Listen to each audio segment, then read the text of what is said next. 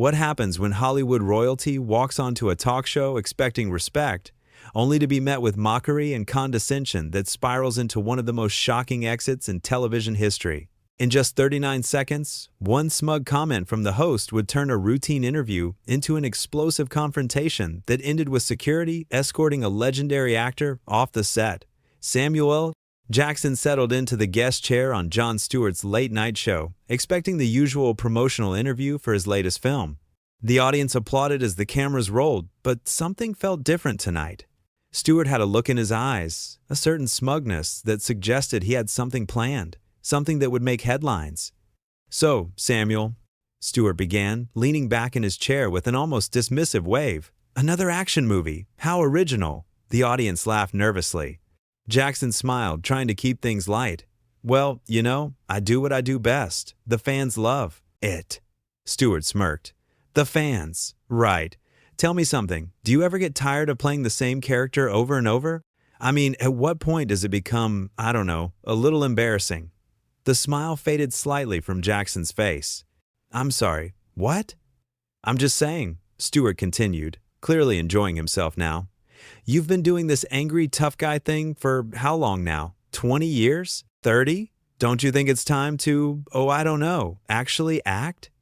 The audience went quiet. This wasn't the usual playful banter. This was something else entirely. Jackson sat forward, his voice measured but firm. "Jon, I've done over 150 films. I've worked with every major director in Hollywood. I think I know a little something about acting."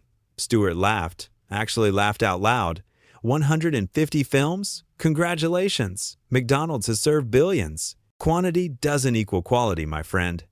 "I'm not your friend," Jackson said coldly. "Ooh, there it is," Stewart said, turning to the audience with theatrical flair. "There's that trademark Samuel L. Jackson intensity.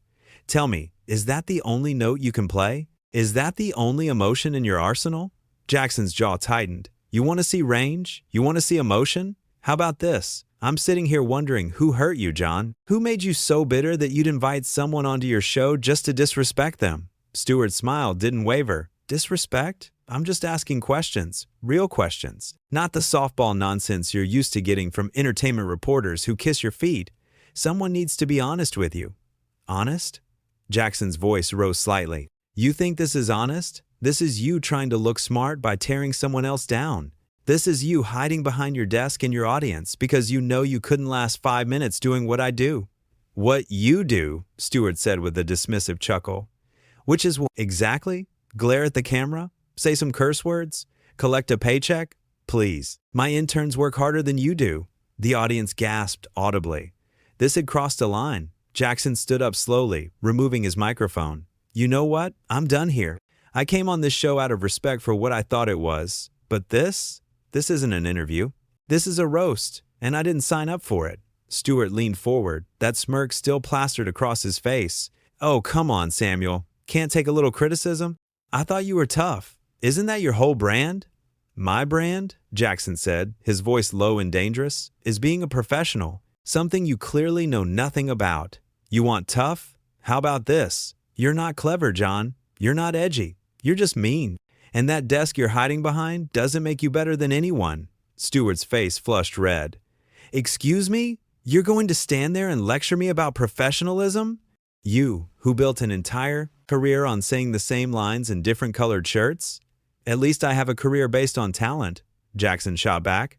"What's yours based on? Reading jokes other people write for you? Making fun of people who actually create things while you just sit there and commentate?"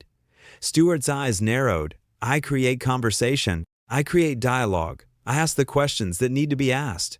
"You create nothing," Jackson said flatly. "You tear down. There's a difference. Any fool can criticize. It takes no talent, no skill, no courage. But to actually get up in front of a camera and create something, to put yourself out there and risk failure, that takes guts. Something you clearly don't have, sitting safely behind your desk every night." "My desk," Stewart said, his voice dripping with condescension. "This desk represents credibility. It represents authority. It represents viewers trusting me to ask the hard questions." "Hard questions," Jackson repeated, shaking his head. "Is that what you call what you've been doing? Asking me if I'm embarrassed by my career? Comparing my work to McDonald's? Those aren't hard questions, Jon. Those are cheap shots. Those are the kinds of insults a bully throws around on a playground. The audience shifted uncomfortably in their seats. Some people looked away, not wanting to watch this anymore. Others leaned forward, unable to look away from the train wreck unfolding before them. "Oh, so now I'm a bully," Stewart said, his voice rising. "That's rich.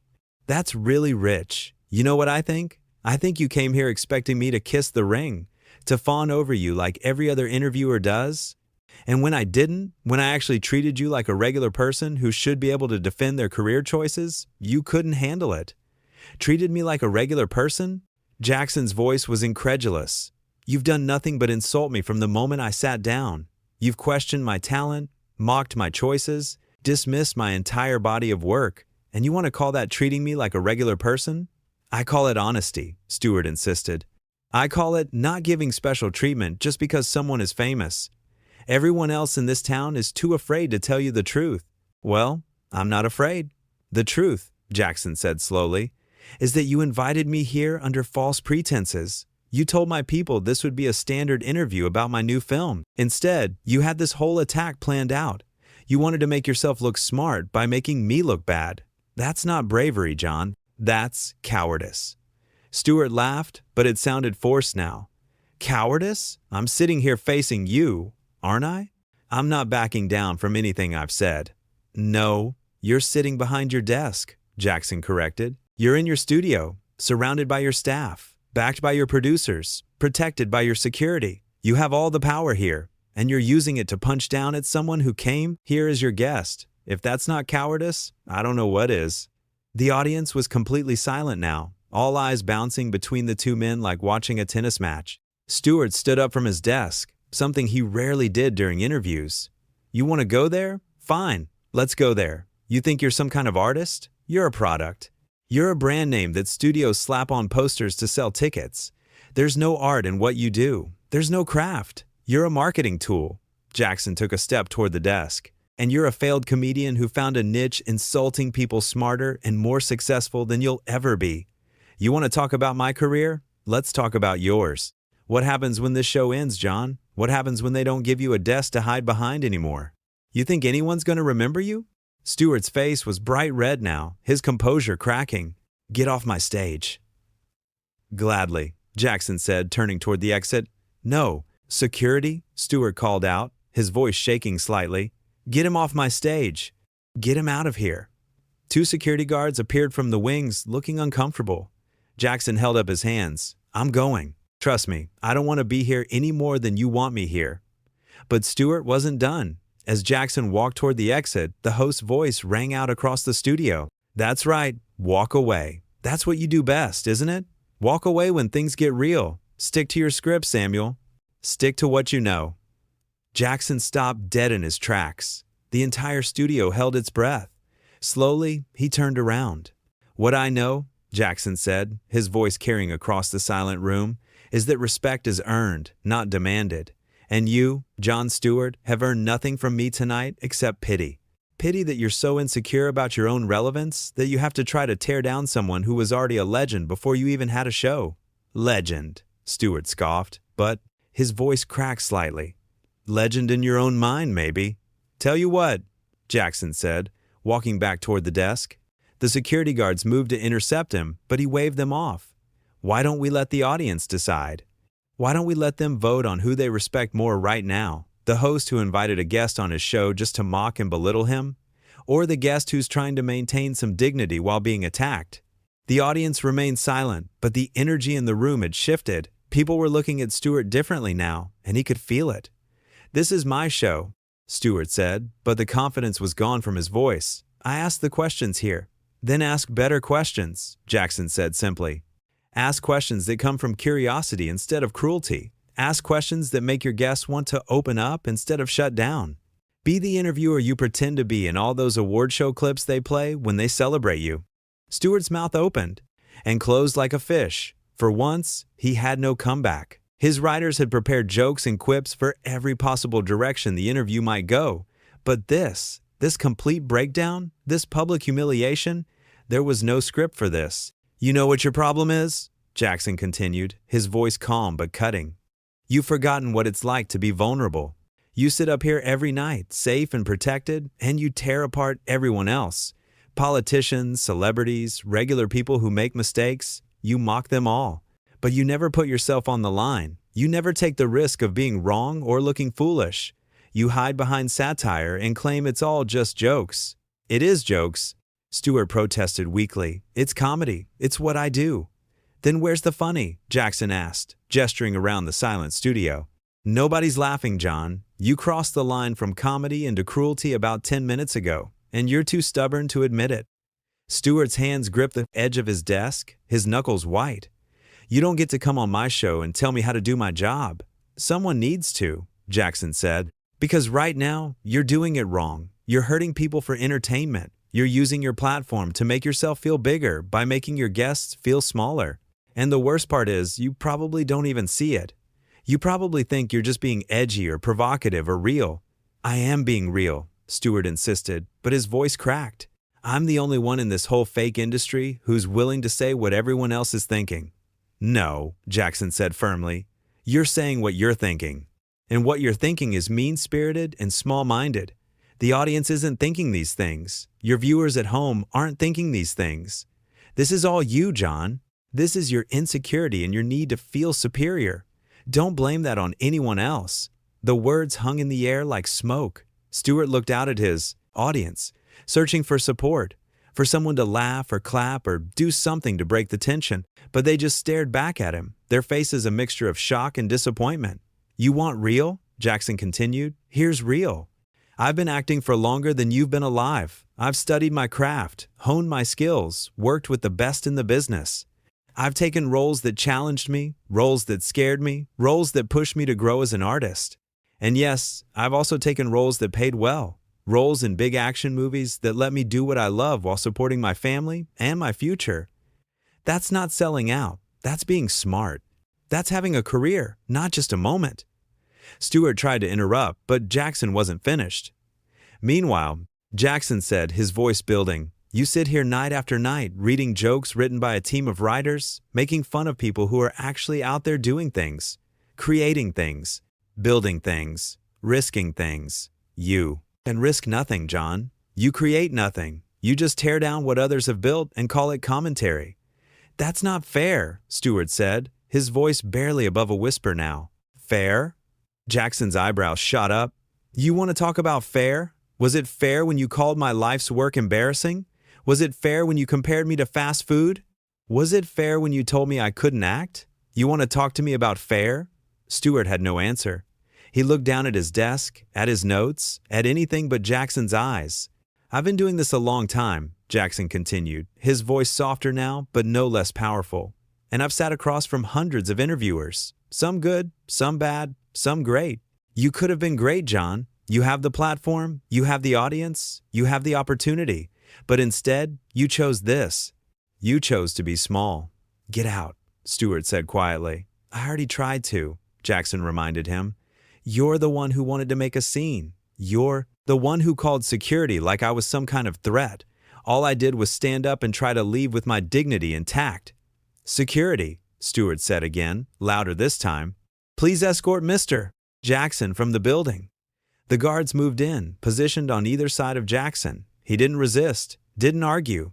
He simply looked at Stewart one more time and shook his head slowly. You know what the saddest part of this is? Jackson asked. I actually used to watch your show. I used to think you were one of the good ones. Someone who used comedy to speak truth to power, not to punch down at people just trying to do their jobs. I guess I was wrong. You're wrong about a lot of things, Stewart muttered, but there was no force behind it. As the security guards began to walk Jackson toward the exit, the actor stopped one more time. Hey, Jon, one more thing. Stewart looked up, exhausted and angry. What? Good luck with the rest of your show tonight, Jackson said. You're going to need it. And with that, Samuel L. Jackson walked out of the studio, flanked by security guards, leaving behind a host who suddenly looked very small behind his big desk, and an audience that sat in stunned, uncomfortable silence. Stewart tried to recover, tried to make a joke to break the tension. Well, that was something. Let's go to commercial. But the damage was done.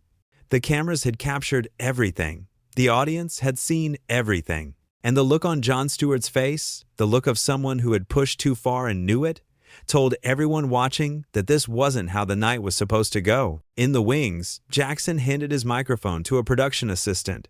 "Thank you," he said politely, as if nothing had happened. Then he walked out the stage door into the night, his head held high. Back in the studio, Stewart sat at his desk during the commercial break, his writers and producers rushing over to do damage control. But what could they say? What could anyone say? The host had invited a respected actor onto his show and had spent the entire interview insulting him, questioning his talent, dismissing his career. And when the actor had finally had enough and tried to leave with grace, Stewart had made it worse by calling security, turning a bad interview into a spectacle. When the show came back from commercial, Stewart's energy was different. The swagger was gone. He tried to continue with his planned segments, tried to get back into his rhythm, but everyone could feel it. The audience was different now, quieter, less willing to laugh at his jokes. They had seen him be cruel, and they couldn't unsee it. Stewart made it through the rest of the show, but barely. His timing was off, his jokes fell flat, and the whole thing felt hollow. When he finally signed off for the night, the usual cheers from the audience were muted, polite instead of enthusiastic. In his dressing room, Jackson sat calmly, checking his phone. His publicist was already calling, wanting to know what happened, what to say to the press. But Jackson wasn't worried. He knew the truth of what had happened in that studio. He had walked in with respect and had been met with hostility. He had tried to keep things professional and had been mocked.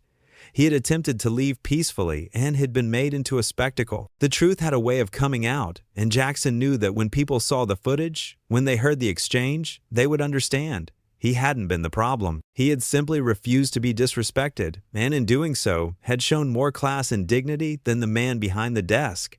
Meanwhile, Stewart sat in his own dressing room, replaying the interview in his mind. His producers were trying to spin it, trying to figure out how to present it to the media. But Stewart knew. He had crossed a line. He had let his ego, his need to be clever and edgy, push him into being cruel.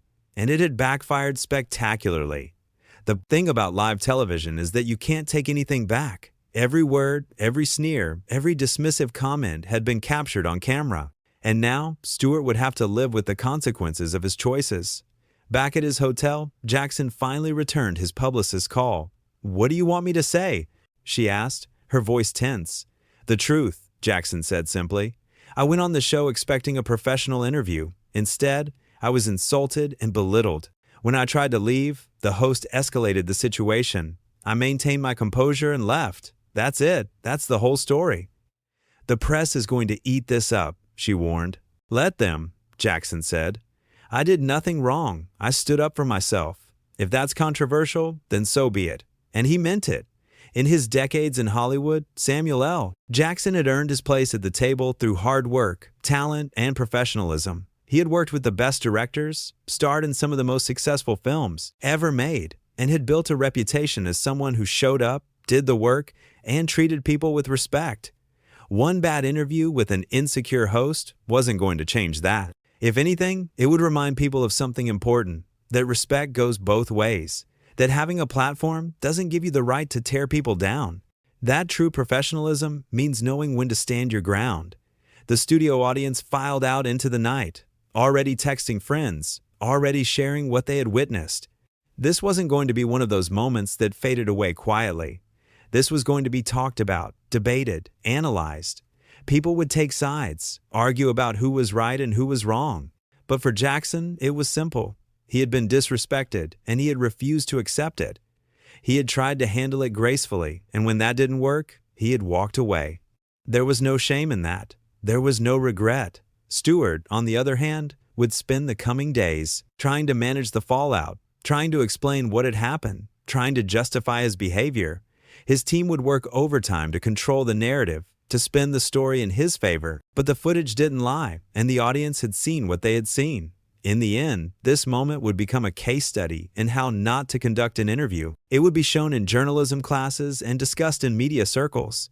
It would be a reminder that having power doesn't mean you should abuse it, and that sometimes the person who walks away is the one who wins. Jackson ordered room service, turned on a movie, and relaxed. He had handled himself well, and he knew it. Tomorrow, there would be calls and meetings, and probably some kind of statement to release. But tonight, he was at peace. Stewart, meanwhile, sat alone in his office long after everyone else had gone home. The lights were dim, the building was quiet, and for the first time in a long time, he questioned himself. Had he gone too far? Had he let his need to be provocative override his basic sense of decency? The answers weren't comfortable ones. In the control room, producers were already going through the footage, trying to decide how much to edit, how much to leave in. But they all knew that in the age of social media and camera phones, someone in the audience had probably already recorded the whole thing on their phone. The full, unedited confrontation would be out there soon enough, no matter what they decided to air. And when it did get out, when people saw the full context of what had happened, the court of public opinion would make its judgment. Some would defend Stewart, arguing that tough interviews are part of the job, that celebrities should be able to handle criticism. Others would side with Jackson, pointing out that there's a difference between tough questions and personal attacks, between challenging someone and insulting them. But the people who were actually there, the audience members who had watched it unfold in real time, they already knew the truth. They had seen the look on Jackson's face when the insults started. They had heard the change in his voice when he tried to maintain his professionalism despite being provoked. They had witnessed his dignity when he finally stood up to leave, and his restraint when Stewart tried to make it worse. They had also seen Stewart's face, the moment when he realized he had gone too far but couldn't stop himself from continuing. The moment when his need to win the exchange overrode his common sense. The moment when he called security, turning what could have been a regrettable but private disagreement into a public spectacle. Those audience members would tell their friends, who would tell their friends, and soon the story would spread beyond just what the cameras captured. The human element, the feeling in the room, the sense that something had gone terribly wrong, that would be part of the story too.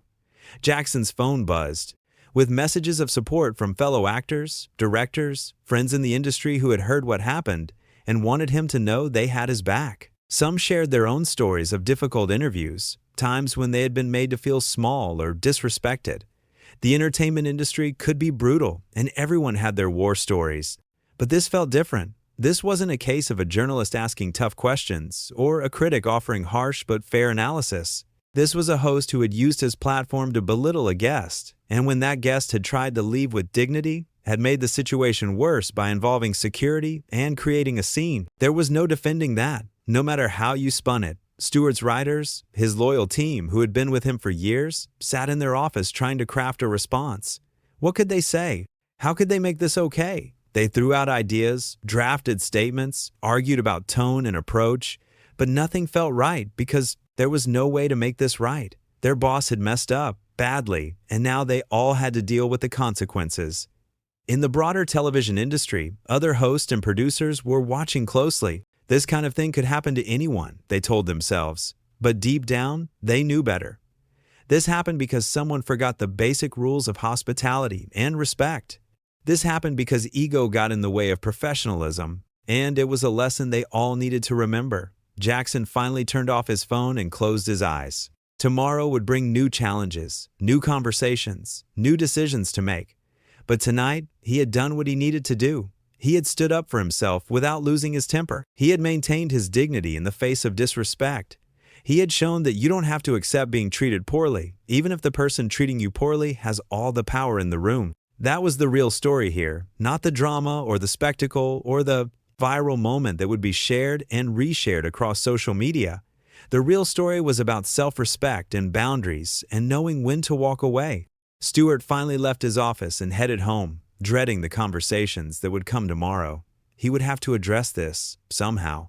He would have to face his staff, his network, his audience, and explain what had happened and why.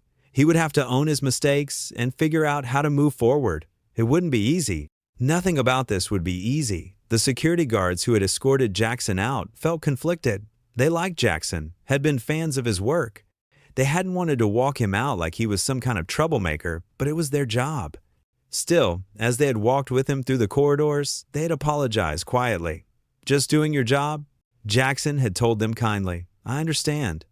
That small moment of grace, even in the middle of being escorted out of a building, said everything about who Samuel L. Jackson was as a person. The production assistants, the camera operators, the sound technicians, all the people who made the show happen behind the scenes, they would remember this night. They would remember watching a legendary actor be treated poorly and seeing how he handled it with class. They would remember seeing their boss lose his cool and make things worse.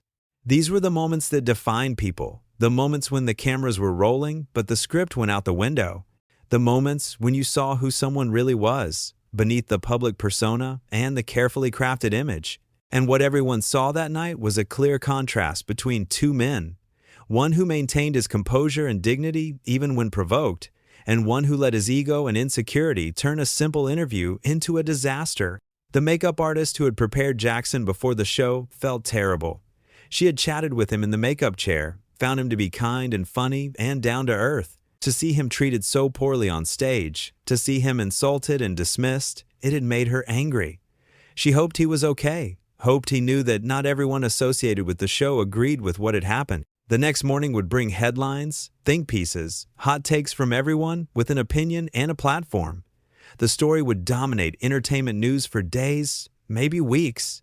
People would argue and debate and dissect every word, every gesture, every choice made by both men. But beneath all the noise and commentary, the facts remained simple. A host had disrespected a guest. The guest had tried to leave peacefully. The host had escalated the situation. The guest had maintained his dignity throughout. Everything else was just spin.